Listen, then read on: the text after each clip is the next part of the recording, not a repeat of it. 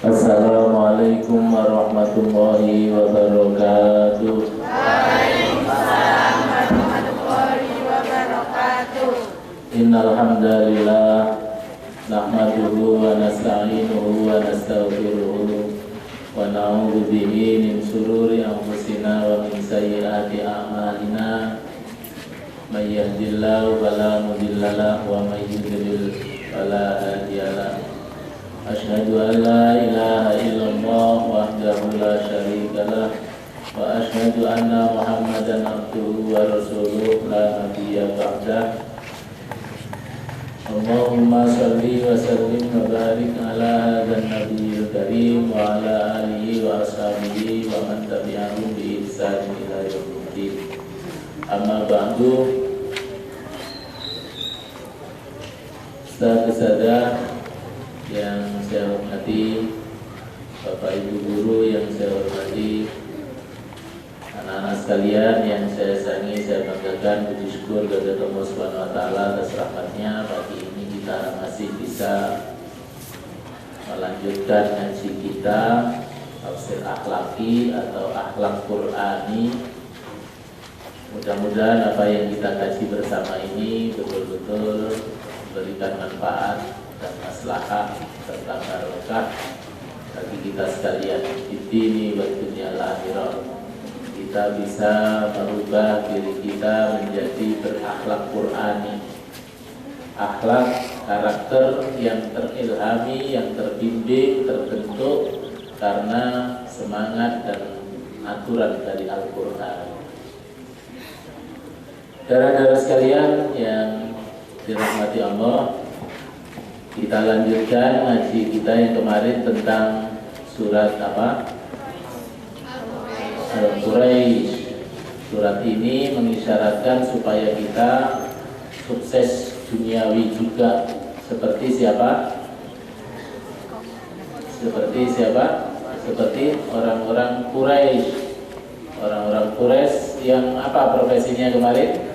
Berdagang. Kita kalau ingin sukses ekonomi harus berdagang. Seperti juga Rasulullah SAW juga seorang pedagang. Memang agak aneh, Nabi kita berdagang, kita banyak jadi petapa, petani. Nah, sementara nabinya orang Cina, namanya Konghucu, itu adalah pertapa, umatnya pada menjadi pedagang. Nah, kita kalau ingin sukses jadi pedagang seperti Quraisy. Sampai sekarang Quraisy menjadi nama mata uang atau satu nilai ekonomi yang disebut dengan kurs. Kurs nama dari apa? Quraisy, artinya adalah uang, artinya uang. Pengen duitnya banyak harus menjadi pedagang, pengusaha, entrepreneur. Ya. Kita lanjutkan adalah surat Al-Kautsar. Mari kita baca bersama-sama. A'udzu billahi minasy syaithanir rajim. Bismillahirrahmanirrahim.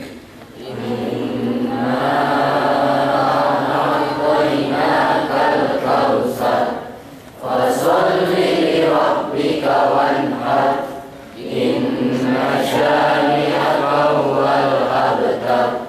Shadaqallahul azim. Alhamdulillahirabbil alamin. Ini juga begitu anak-anak sekalian. Dalam Hizbul Quran ada surat Al-Kautsar ini. Surat Al-Kautsar ini mengisyaratkan pada kita juga menjadi orang yang sukses. Orang yang sukses yang bersyukur. Minal aghnia isyakirin, seperti yang kita selalu doakan untuk kalian. Kalian menjadi konglomerat, menjadi orang yang kaya, ahli bersyukur.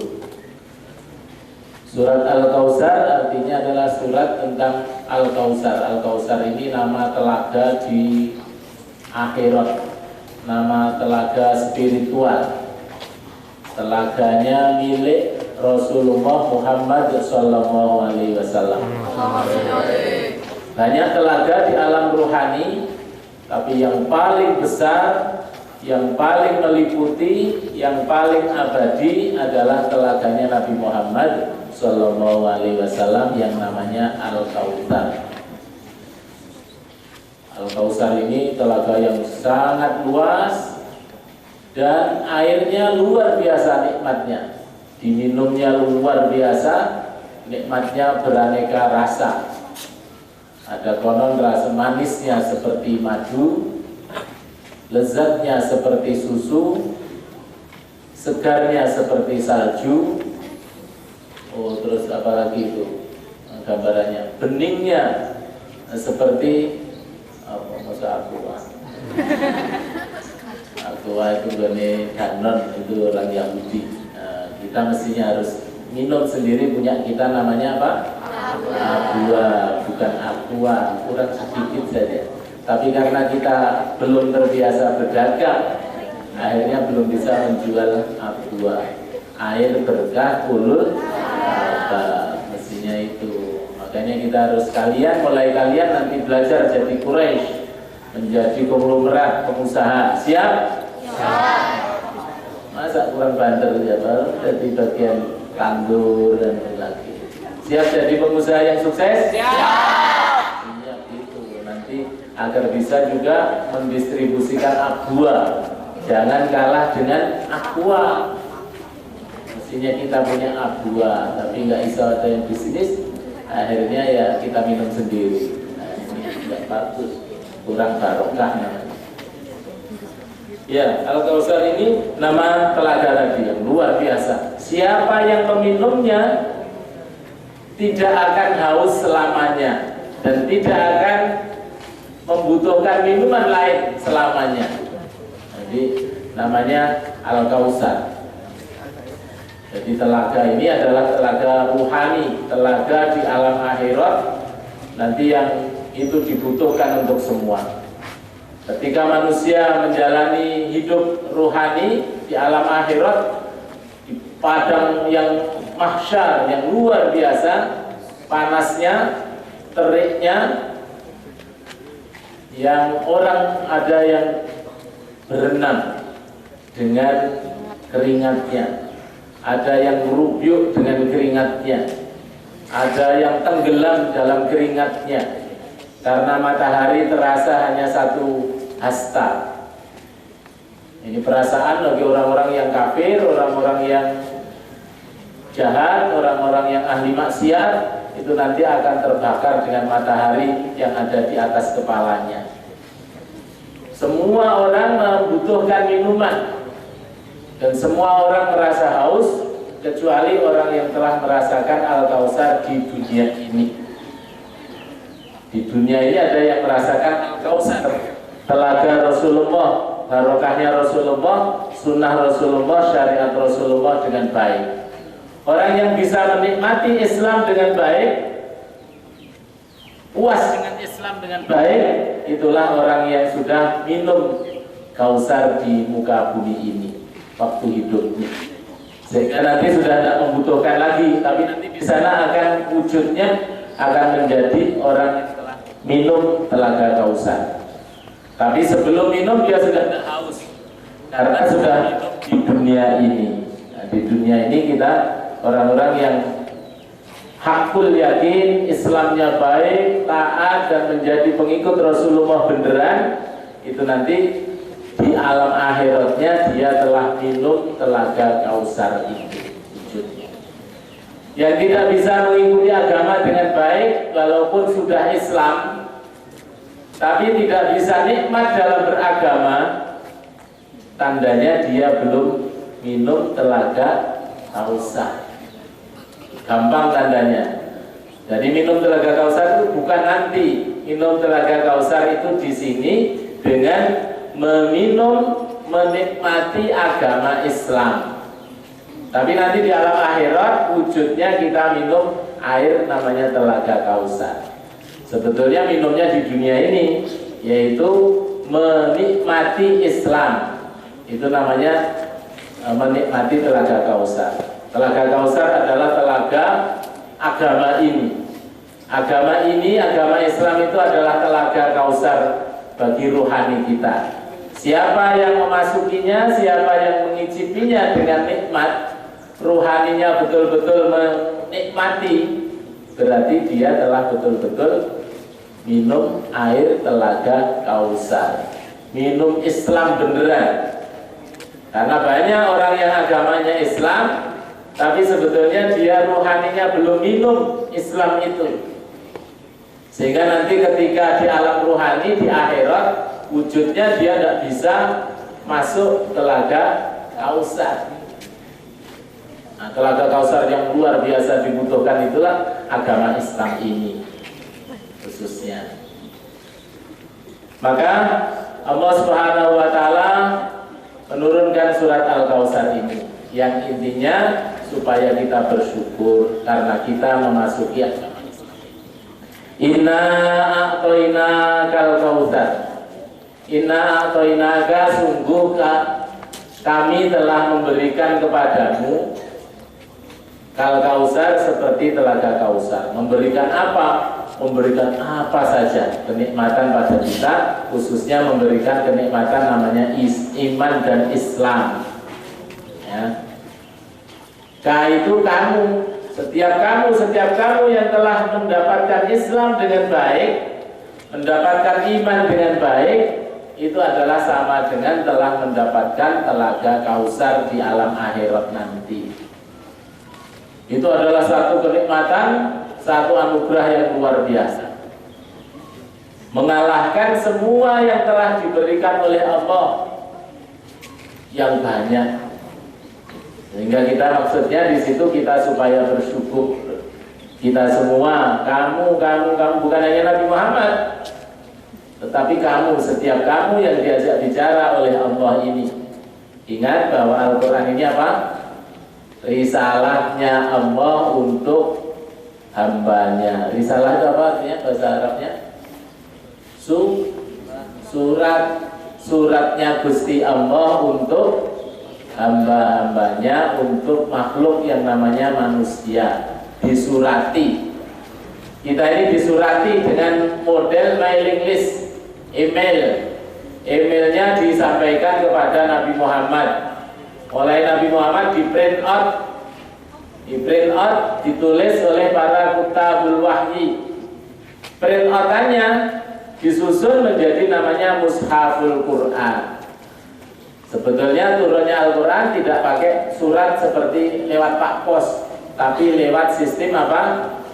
Mailing list, email elektronik mailing list, tapi namanya bio itu bukan burung bio mailing list elektronik namanya. Elektronik, surat-surat elektronik melalui sistem hidup, sistem apa namanya, bioelektronik. Bioelektronik itu elektronik bersifat biologi. Jadi manusia itu juga mengandung elektron biologis, itu namanya bioelektronik. Ada aura, ada elektron. Setiap diri yang hidup ini ada elektron, ada proton dan neutronnya, ada elektronnya. Elektron hidup dalam tubuh kita namanya bioelektronik. Yang sinyal-sinyal dalam tubuh kita ini namanya bioelektronik. Mailing list, surat-surat elektronik lewat biologi, lewat sistem biologi, energi biologi manusia, sampai kepada melalui namanya sinyalnya elektronik, namanya malaikat Jibril.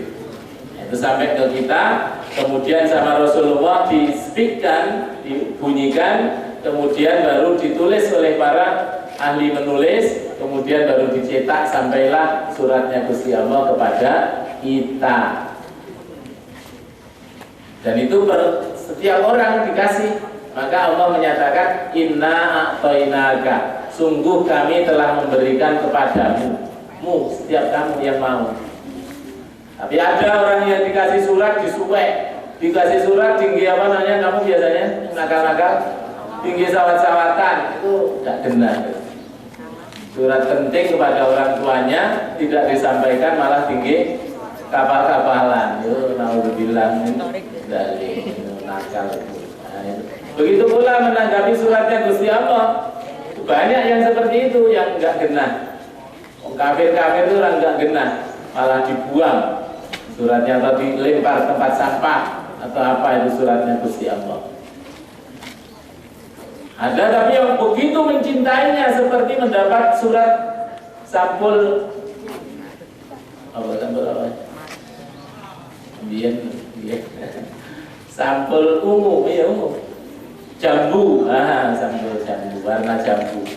Wah, diambung-ambung suratnya. Karena itu adalah surat dari kekasihnya, yaitu Allah Subhanahu wa Ta'ala. Hormati ditaruh di atas itu karena menghormati surat cinta dari Gusti Allah.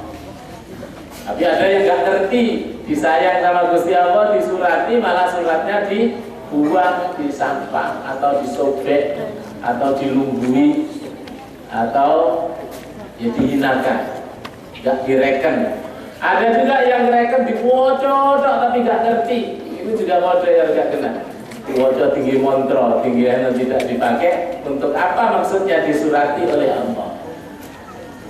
Bahwa surat Al-Kautsar ini surat Allah yang menyatakan, mengingatkan kita supaya kita bersyukur karena kita telah diberi nikmat oleh Allah yang banyak seperti telaga Kautsar. Kalau kita menghitung nikmat Allah, tidak terhitung. Kata Allah, wa in ta'udu nikmatallahi la tuhsuha. Jika kiranya kamu mau menghitung nikmatnya Allah, pasti kamu tidak akan bisa menghitungnya, saking banyaknya. Coba misalnya nikmatnya apa? Banyak sekali. Nikmatnya mata. Kita punya mata sehat ini, sekarang ini bisa melihat, luar biasa. Kita tidak sadari kenikmatan itu kalau lagi ada. Coba matanya sakit, nanti baru terasa mata sehat itu nikmat. Coba kalau nanti buta, baru terasa kalau punya mata itu nikmat. Coba kalau nanti buta warna, min, plus atau apa saja gangguan mata, baru tahu bahwa mata sehat adalah karunia luar biasa. Gigi, telinga, pembawaran, wujud kita ini sendiri semua pokoknya nggak bisa dihitung. Nggak bisa diganti mata kita dengan mata yang lain, diganti mata sapi. Ya bisa, sapi itu tidak bisa membedakan cantik dan ganteng. Mata kita ini bisa ya, luar biasa ya. Sapi, kambing itu matanya puluh-puluh nggak bisa membedakan orang ganteng sama orang tidak ganteng, orang cantik sama tidak cantik. Coba lihat itu. Sapi, kambing itu kan kalau apa namanya? Kalau pacaran kan jelek tuh barang, nggak ngerti, mau saja nggak ngerti karena dia nggak ngerti. Nah ini semua, tidak mungkin kita menghitung nikmat Allah yang begitu banyak kepada kita. Kita ini tidak mendapatkan, tidak berkarya. Allah telah memberi kita. Maka kita harus bersyukur kepada Allah dengan memanfaatkan kenikmatan-kenikmatan itu pada hal-hal yang Allah ridho, Allah senang. Kesehatan kita gunakan untuk ibadah, untuk kebaikan, untuk mencari ilmu, untuk membantu orang dan sebagainya yang baik-baik. Pinter kita untuk kebaikan, akal kita apa saja yang diberikan oleh Allah, kita gunakan dengan yang sebaik-baiknya. Jangan sampai melakukan sesuatu menggunakan nikmat Allah untuk hal-hal yang Allah tidak suka. Kita namanya berdosa dan kita akan mendapat azab dari Allah. Tangan untuk mencuri, tangan untuk menyakiti orang lain, tangan untuk mutil, tangan untuk korupsi, nanti akan dipotong oleh Allah di alam rohani. Mulut untuk menyampaikan kebaikan-kebaikan. Mulut kalau tidak digunakan untuk itu, untuk memfitnah, ngerasani, mengadu domba, Mengatakan yang buruk-buruk nanti akan tergunting itu nanti. Kita, ruhani kita nanti akan merasakan apapun yang kita lakukan dengan ketidakbaikan, dengan penderitaan yang luar biasa. Kita gunakan maksiat, anggota tubuh kita ini 1 jam, itu nanti hukumannya di akhirat 4 tahun. 4 tahun. Jadi kalau kita ngurumpi, memfitnah orang 1 jam, itu nanti mulut kita ini akan tergunting selama 4 tahun. Jadi digunting, lambene seakan lidahnya, cret itu tukul lagi, gunting lagi, cret itu terus gitu selama sekitar 4 tahun. Berat. Jangan ikut-ikutan kamu. Kalau ada teman ngurumpi, teman apa, segera pindah. Karena 1 jamnya itu sekitar 4 tahun. 4 tahun sih, 4.000 tahun. Karena seharinya setara dengan 50.000. 50.000 tahun dibagi 24. Kira. Ya, itu 50.000 dibagi 24. Berapa? Hah? Coba yang pintar matematika. Hah? 3 koma atau 1.000? Ya wes hitung lagi nanti. Itu setaranya seperti itu. Kalau kita maksiat selama 1 jam, maka kita akan tersiksa selama sekian ribu tahun itu tadi. Begitu pula sebaliknya ketika kita taat, misalnya ngaji seperti ini 1/2 jam saja, itu juga sama dengan kita di surga. Saya lagi membagi-bagi makanan, minuman, kesenangan, suara musik yang indah-indah selama sekian ribu tahun. Jadi harus ikut. Kalau tidak ikut, nanti sangat menyesal. Nanti ketika di akhirat melihat kita-kita yang aktif itu nanti mereka yang tidak aktif akan melihat dari luar. Atau kelihatannya aktif di dalam tapi pikirannya di luar, itu nanti juga di luar. Delok. Aduh, enak ya, bisa teman-teman duduk makan ini. Pengen semua dia dalam. Tapi sudah lumayan ada di sekitar surga. Kalau yang enggak, terus di luar malah maksiat, itu nanti akan wujudnya ada di neraka. Nah, ini adalah isyarat dari Allah bahwa surat ini mengisyaratkan supaya kita pandai bersyukur, pandai berintrospeksi bahwa kita telah diberi nikmat yang banyak sekali, seperti Telaga Kausar. Dan nikmat yang paling besar adalah Telaga Kausar itu sendiri di dunia ini yang namanya agama Islam. Agama Islam itu adalah Telaga Kausar. Siapa yang bisa mengikuti agama Islam dengan bagus, dialah orang yang telah meminum air Telaga Kausar. Dia puas dengan Islam, dia menghayati agama Islam dengan bagus, berarti dia itu telah minum air Telaga Kausar. Kalau kita sudah berislam, beriman dengan bagus, maka apa yang harus kita lakukan sebagai tanda syukur? Fasholli li rabbika wanhar, supaya kita sholat, supaya kita selalu berdoa kepada Allah dan berkorban. Ya, ajaran berkorban ini supaya kita rasa syukur kita kepada Allah. Sholat itu juga sebagai perwujudan rasa syukur kita kepada Allah, bukan dirasakan sebagai kewajiban yang membebani, tapi adalah rasa syukur kita kepada Allah. Ya, jadi supaya kita sholat caranya dan berkorban. Berkorbannya dengan menyembelih, dengan nahar, dengan penyembelihan. Saudara-saudara sekalian, menyembelih apa, mengorbankan apa? Kalau di dalam syariat agama kita, berkorban itu adalah dengan binatang. Sebetulnya itu juga isyarat bahwa kita supaya mengorbankan nafsu kebinatangan kita, kita harus sembelih itu. Nafsu kebinatangan itu apa? kebinatang jinaan kita yang merupakan nafsu kebanyakan kita, yaitu kecenderungan untuk hidup hanya untuk mencari makan, minum, tidur, dan seks. Kenikmatan seksual, kenikmatan makanan dan minuman, dan kenikmatan tidur. Pokoknya kita harus mengorbankan sifat-sifat kebinatangan kita. Harus kita sembelih, harus kita jadikan tunggangan nanti di akhirat. Gambarnya nanti kalau orang berkorban itu nanti naik binatang itu. Sebetulnya bukan naik binatang, kan tidak enak. Masih enak naik Camry, maksud naik kambing nanti. Korban naik kambing enggak, itu hanya simbolik saja bahwa kita nanti akan bisa sampai ke surga dengan mengendarai nafsu binatang zina itu.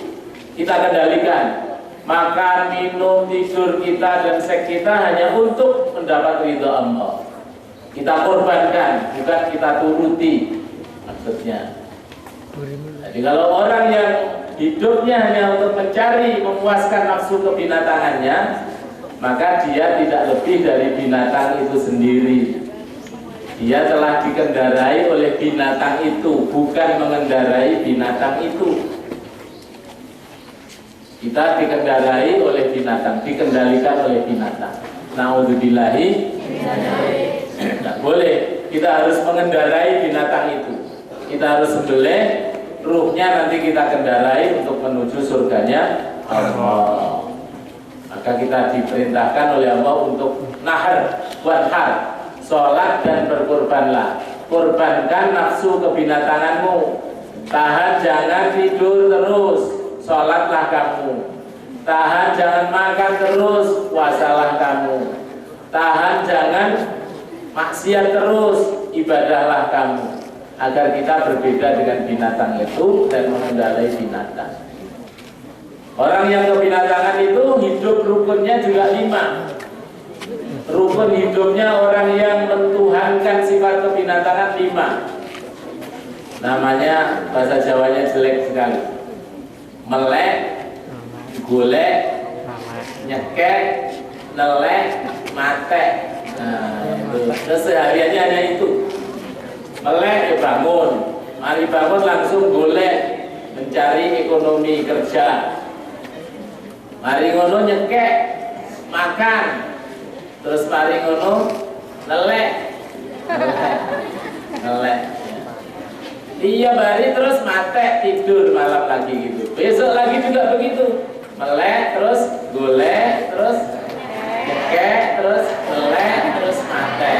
Kalau terus seperti itu, walaupun wujudnya manusia, nggak ada ibadahnya, nggak ada ngajinya, nggak ada sholatnya, persis dengan yang lain binatang itu.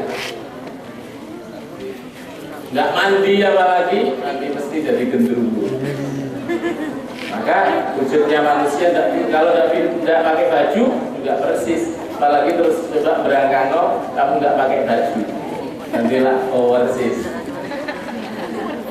Coba dihayalkan sendiri atau dipraktekkan sendiri, kamu nggak usah pakai baju terus berangkat, nantilah persis binatang kilpat namanya, si kilpapat.